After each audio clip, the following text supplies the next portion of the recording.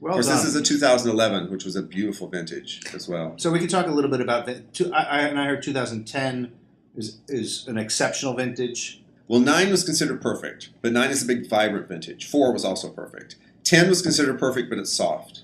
So you're getting much more feminine styles coming out of that. Which is interesting because that's the wine media talking. That 10 Right. is great because Well, it's easy and approachable. And Easy and approachable. Easy and approachable. The 9s are going to need a little more time to settle in.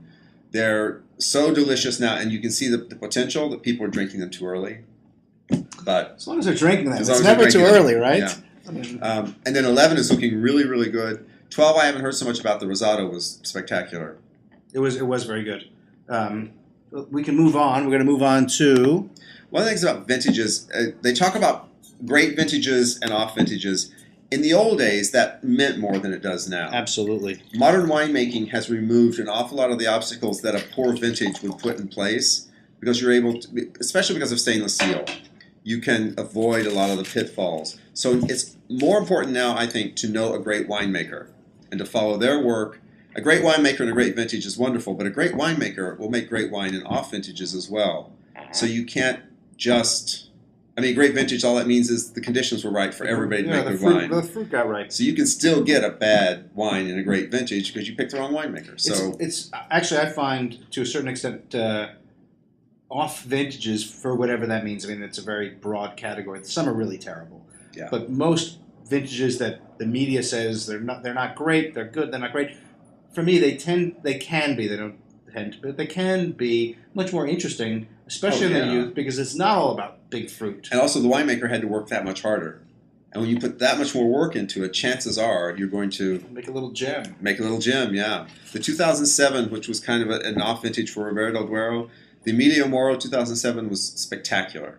Just one of the best wines. The Foratus 2007, which was, talk about high acid, but just one of the most gorgeous light reds, almost like a very, very light Pinot Noir I'd ever had. So it's all about the winemaker. And so you've got to learn those and not just buy by vintage. So it's very interesting because there is vintage variation. Has there been any significant climate change that you've heard of the past decade? Ribera hasn't noticed as much. We're hearing about it in La Mancha in particular, and Portugal is really feeling it. And as you can almost watch the brown line moving further and further north. A few years ago, there was a memo leaked from Torres. They were telling their people, look for land further north. They're making good wines in England now. They are making Unheard of 50 years Yes. ago. Unheard of. Where I live in Missouri, when I was growing up, we could never grow magnolia trees. Now we can. And that's all you kind of need to know, that it is getting warmer Things on the are surface of changing. the earth. When they did the last big environmental thing in Barcelona, at the Al Gore, whatever that is, they brought the wine people in because they noticed it first in the vines. And so they were talking to them heavily about what's going on with global warming. Ribera, haven't noticed that much of it yet. Although obviously it's affecting a little bit with rain and stuff like that, but Sure. not enough to Maybe the seasons move a little bit. I know that in Italy there's tiny seasonal at least, shift. At least feeling it, yeah. So here we've moved on to the Romera. Matar Romera. What is that? That means Kiln Romera? Matar Romera? Matar Romera is celebrating their 25th year. This is their 25th year in business. They are really, really excited. It's a phenomenal winery located way, way, way over on the west edge of Valladolid, almost outside the Dio, right on the edge of it, which is where their vineyards are. The Matar Romera line, they also have a winery called Emina, which is big and modern and similar, closer in packaging style to the Foratus. The Matar Romera is much more classical in style and old school. Although they are a very green winery, really, really heavy into solar and wind and reusing everything, low carbon footprint.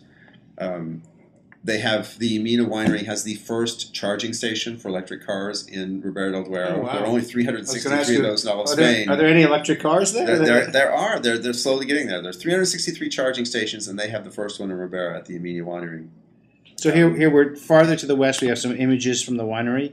It looks very much like what we have behind us. Moonscape. Moonscape. Moonscape with vines. A lot of clay. You can see part of it's dry, gets whiter. Part of it's retaining water, and this is what the vines look like when they start to grow up. Yeah. I mean, this is an old vine. It certainly looks like a stunted little vine. And that vine is going to stand no more than maybe 2.5 feet tall. Are there specific parts of Ribera del Duero that are known for creating superior wines? Eric Guido asked this question. Well, La Hora, as I said, this is the village that Pingus is pulling his starts from, Alto, which is right in the middle of Burgos. Vega Cecilia is only a few miles from the wine that we're drinking right now. Of course, their wines are considered some of the best in the world. I mean, they really. This is no marketing speak. No marketing speak. Absolutely, top 100 wines of the world, if not higher. Every year. Pesquera, the Alejandro Fernandez wines, another phenomenal winery. Those are located a few miles away from where this one is located.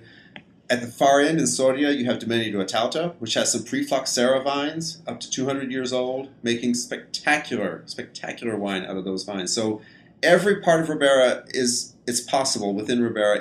Again, it's the winemaker.